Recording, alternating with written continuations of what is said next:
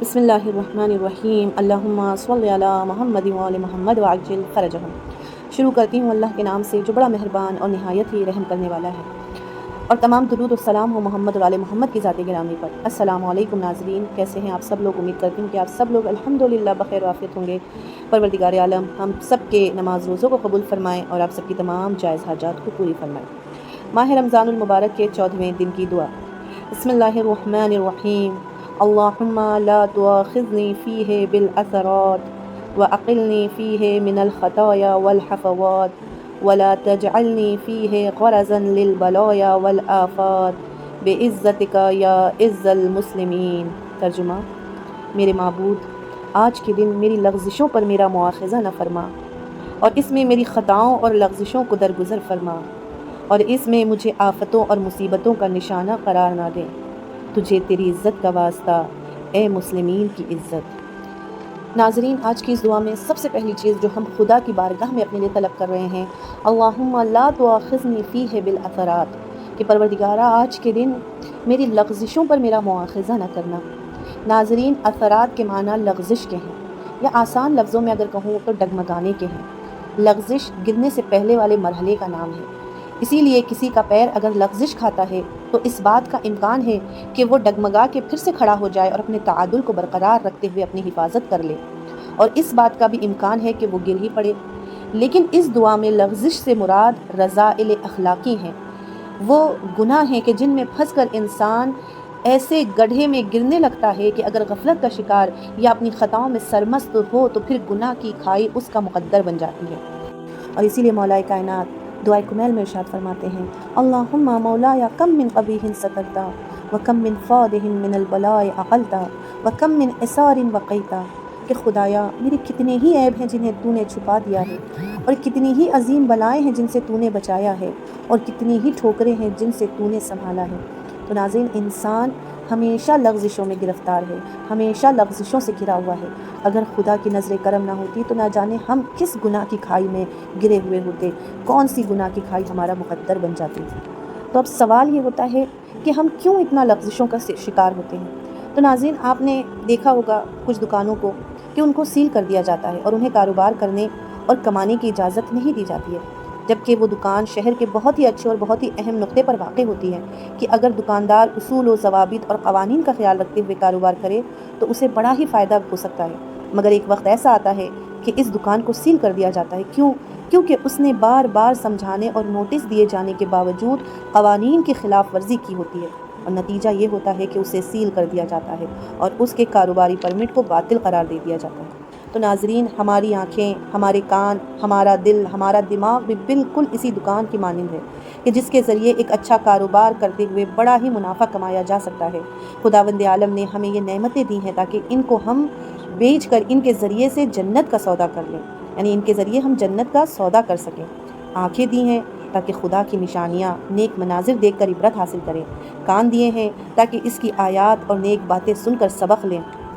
دماغ دیا ہے تاکہ اس کی آیتوں میں، کائنات میں غور و فکر کر کے کمال کی منزلیں طے کریں اور نتیجے میں خدا کی خوشنودی حاصل کریں اور جنت کما سکیں۔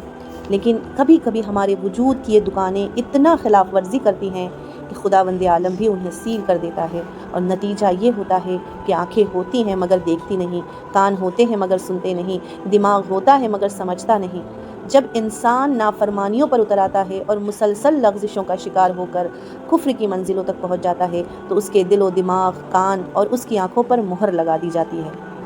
اسی لیے پروردگار عالم قرآن میں ارشاد فرماتا ہے، ختم اللہ علی قلوبہم وعلی سمعہم وعلی ابصارہم غشاوۃ ولہم عذاب عظیم،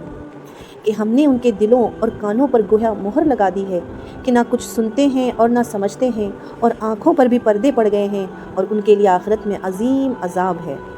اور ناظرین، اس سے بڑھ کر کیا عذاب ہوگا کہ آنکھ، کان، دماغ ہوں مگر کسی کام کے نہ ہوں اور انسان کو وہ کوئی فائدہ نہ پہنچا سکے۔ تو ناظرین، ہمیں کوشش کرنی چاہیے کہ زیادہ سے زیادہ خود کو لغزشوں سے بچائیں، کیونکہ لغزش انسان سے شیطانی وسوسوں کے باعث صادر ہوتی ہے،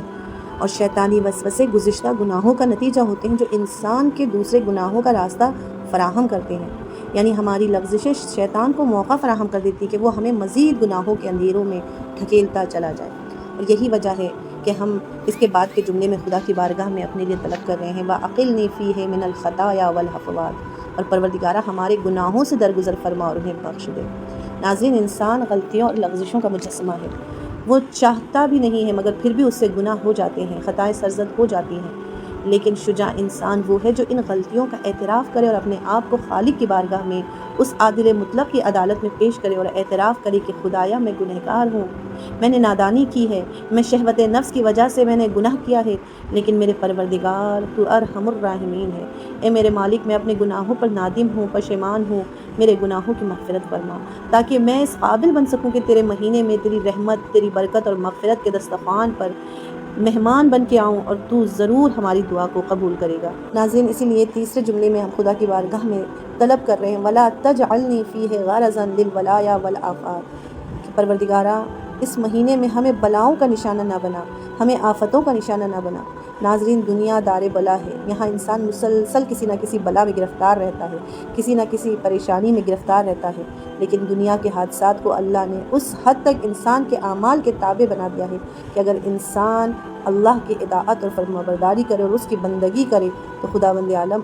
اس پر رحمتوں کو نازل کرتا ہے۔ لیکن اگر خدا نخواستہ انسان خدا کی نافرمانی کرتا ہوا نظر آئے تو معاشرے میں اس کی وجہ سے نئی نئی قسم کی بلائیں پروردگار عالم نازل کرتا ہے، اور اسی لیے پروردگار عالم قرآن میں بھی کہہ رہا ہے ظہر الفساد فی البر والبحر بما کسبت ایدی الناس لیذیقہم بعض الذی عملوا لعلہم یرجعون، کہ لوگوں کے ہاتھوں کی کمائی کی بنا پر فساد، خشکی اور تری ہر جگہ غالب آ گئے ہیں، تاکہ خدا ان کے کچھ اعمال کا انہیں مزہ چکھا دے تو شاید یہ لوگ پلٹ کر راستے پر آ جائیں۔ ناظرین، اس آیت میں پروردگار عالم ان گناہوں کی طرف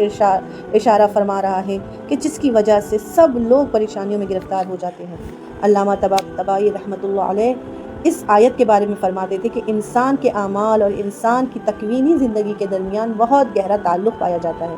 اگر انسان فطرت کے قانون پر چلتا رہے تو خدا کی برکتیں اس پر مسلسل نازل ہوتی رہیں گی، لیکن جب وہی انسان خدا کے بنائے ہوئے قانون کو توڑنے لگے تو نہ صرف یہ کہ خود اس کی زندگی خراب ہوگی بلکہ معاشرہ نئی نئی بلاؤں میں گرفتار ہوتا رہے گا۔ اور اسی سلسلے میں آپ دیکھیے امام باقر علیہ السلام ارشاد فرماتے ہیں کہ انسان کے گناہوں کے اثرات کے بارے میں آپ نے اس طرح فرمایا کہ جان لو کہ کسی بھی سال کی بارش گزشتہ سال سے کم نہیں ہوتی ہے، بلکہ خدا جس جگہ پر چاہے اس کو برساتا ہے،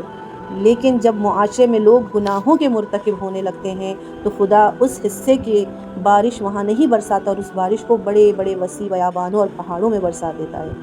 بِعِزَّتِکَ یا عِزَّ الْمُسْلِمِین، اے اپنی عزت کی خاطر ان دعاؤں کو ہمارے بارے میں مستجاب فرما، اے مسلمانوں کی عزت و عظمت۔ والسلام علیکم ورحمۃ اللہ وبرکاتہ۔